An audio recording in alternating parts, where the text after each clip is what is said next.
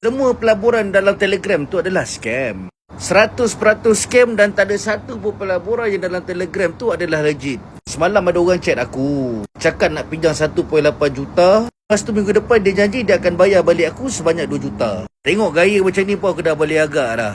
Brother ni confirm kena scam.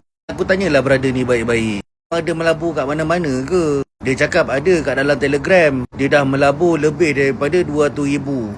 Yang dia labur tu adalah duit hasil daripada dia jual rumah dia. Sekarang ni bukan saja badan dia tak ada duit, malah rumah dia pun dia dah tak ada. Bila aku cakap benda ni scam, bermati-matian dia cakap benda yang dia labur tu bukan scam. Aku faham kau sekarang dalam proses in denial. Yelah, kau melabur pun dengan memperjudikan nasib keluarga kau, iaitu dengan jual rumah kau sendiri. Terus dia cakap lah dalam tu ada banyak testimoni. Ada yang dalam grup tu cakap dia dah dapat untung, dah dapat return on investment balik. Sekejap tunjuk lagi receipt bank kat dalam grup tu. Bila aku tengok receipt bank tu balik, sah-sah receipt bank tu dah diedit. Mana datang logiknya? Duit pelaburan juta-juta masuk dalam akaun personal.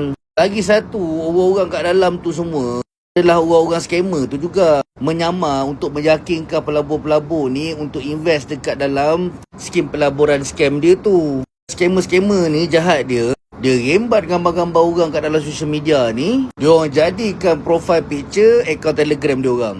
Tujuan menyamar sebagai orang-orang yang melabur juga dalam pelaburan ni.